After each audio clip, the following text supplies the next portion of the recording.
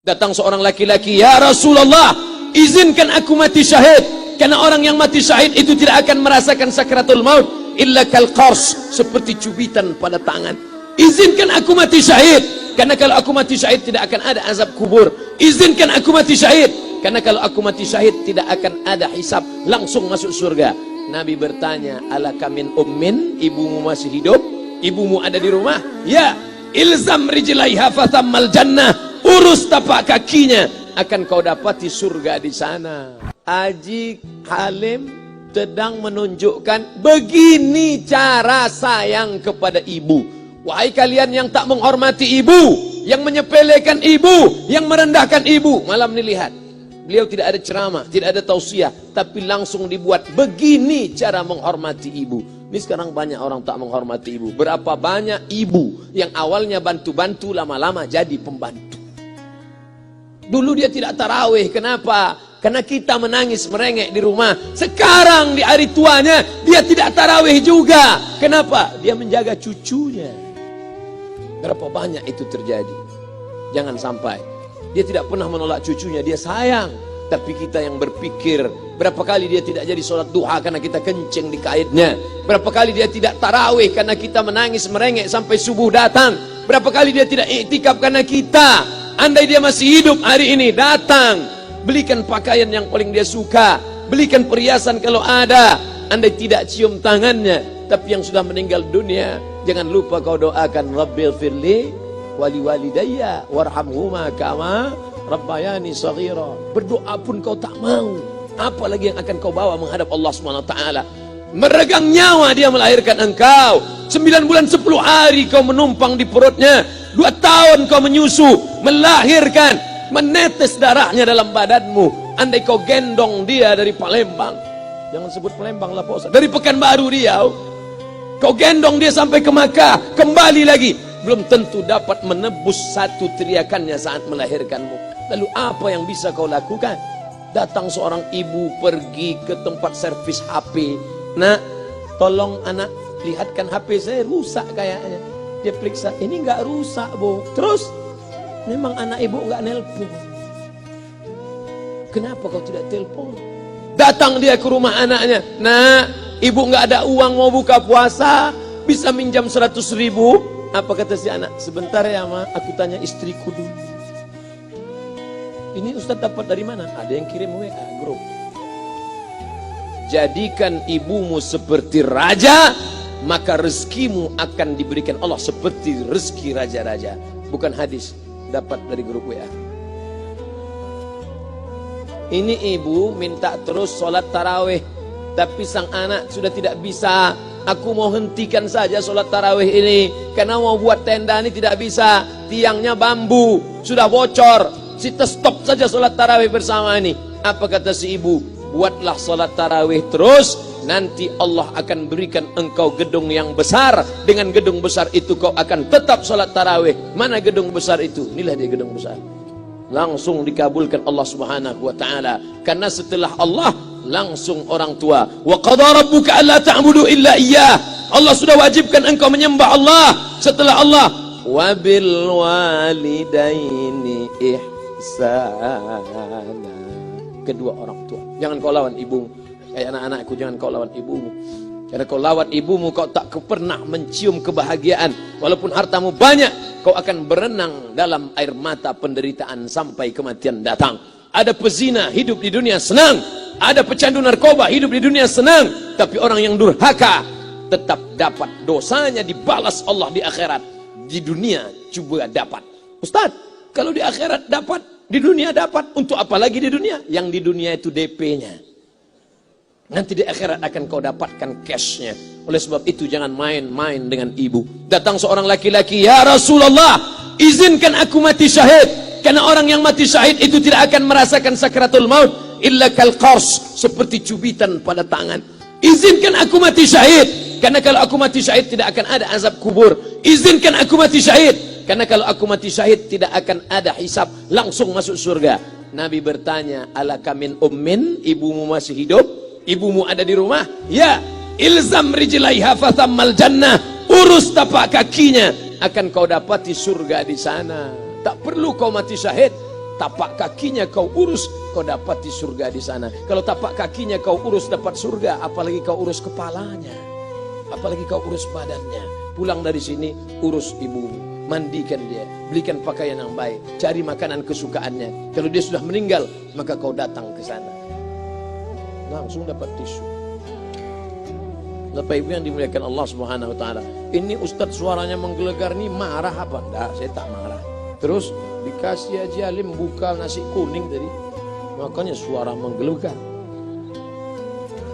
Dimasukkan Pak Kapolda daging sama ayam 3. Masya Allah, ini kari Palembang nih Pak Ustadz. Mantap, menggelegar suara kita di rumah. Bapak Ibu yang dimuliakan Allah Subhanahu wa taala, datang seorang laki-laki, kata Nabi sallallahu alaihi wasallam, nanti akan ada laki-laki yang datang kemari minta doanya, doanya kabul. Sahabat heran, kami yang hidup sama Nabi, kami yang perang sama Nabi, kami yang jihad sama Nabi, kenapa mesti minta doa dia? Dia tidak pernah ketemu Nabi. Pokoknya nanti kalau dia datang, minta doa sama dia. Setelah Nabi SAW meninggal, barulah dia datang. Orang itu bernama Uwais Al-Qarni. Kenapa doanya makbul? Dia merawat ibunya. Kalau ibumu kau rawat, doamu dikabulkan Allah Subhanahu wa taala. Apa yang kita lihat malam ini adalah buah bakti kepada seorang ibu. Ya Rasulullah, man ahaqqun nas bi husni sahabati?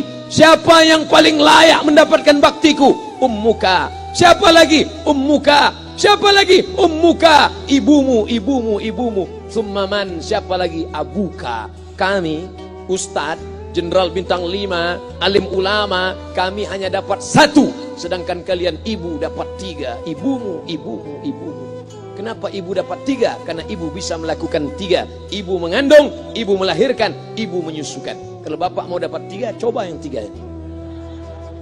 Pulang dari sini, pergi ke tempat jual kelapa muda, beli 1. Jangan dibelah, ikat di perut 9 bulan 10 hari.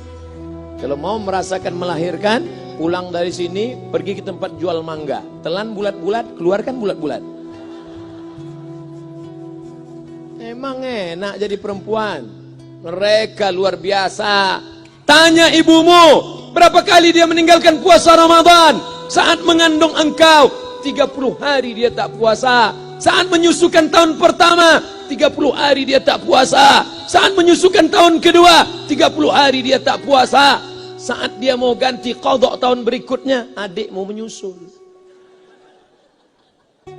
Hari ini dia belum mengqadha puasanya, dia terhutang di hadapan Allah. Lalu apa yang bisa kau lakukan? Malam ini betul-betul disadarkan. Alhamdulillah, ibu saya masih hidup, umurnya 70 tahun. Saya akan pulang dari kajian malam ini. Nampaknya malam ini saya yang ceramah, saya yang tausiah, tapi saya mengambil pelajaran. Pulang dari sini saya akan lebih sayang pada emak saya. Saya lebih cinta kepada ibu saya. Saya malu, saya hanya pandai berceramah, berkata, tapi orang sudah mengamalkannya langsung.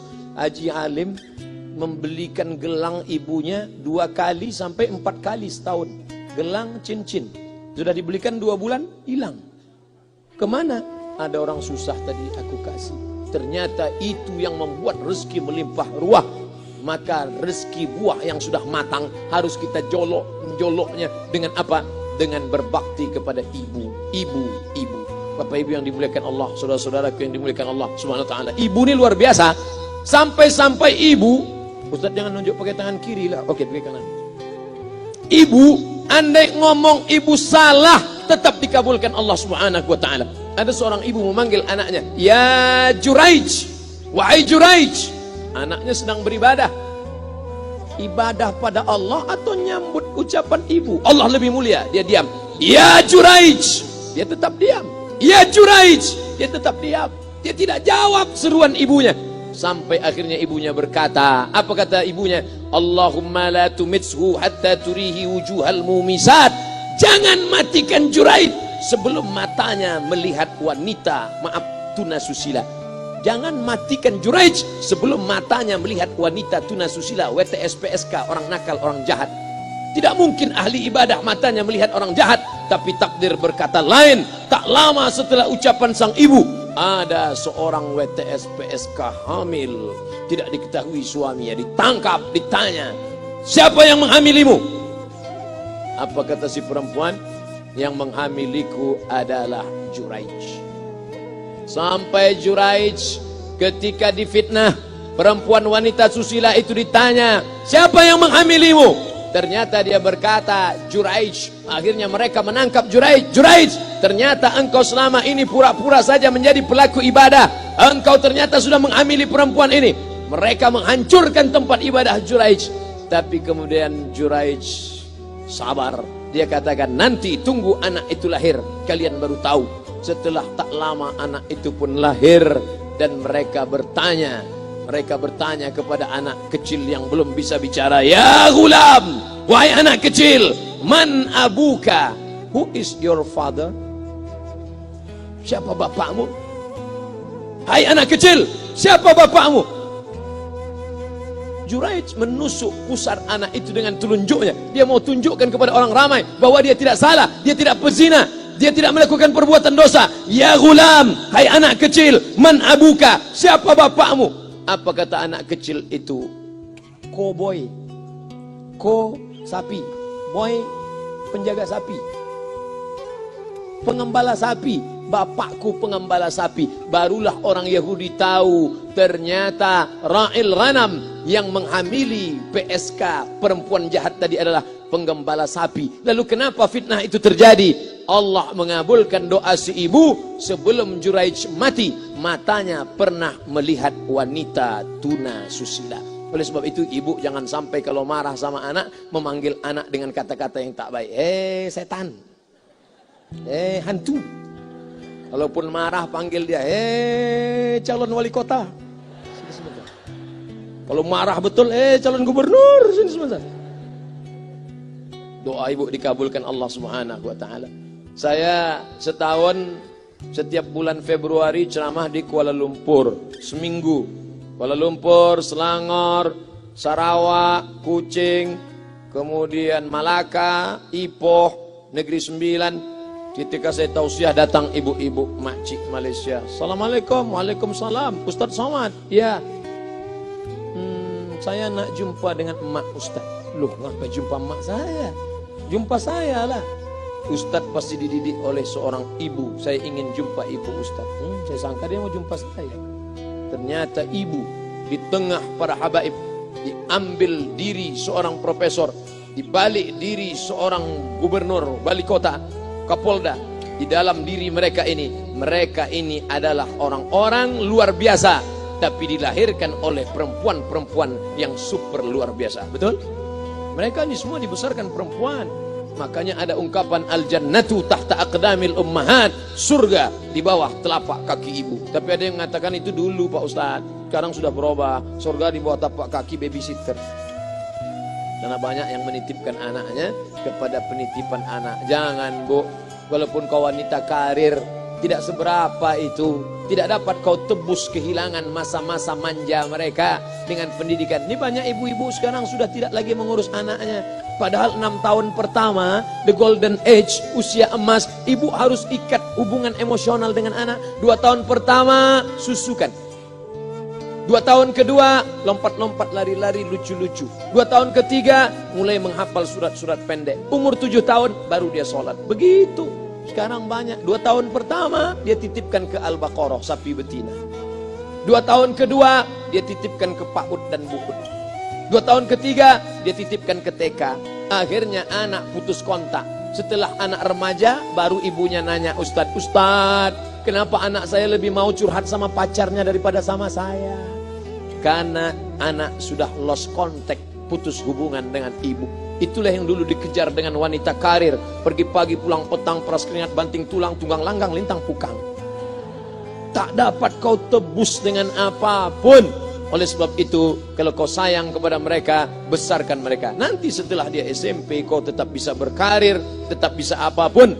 Tapi usia emas ini tetap jaga mereka. Di balik anak-anak yang luar biasa, ada ibu yang luar biasa. Di mana letak ibu luar biasa itu?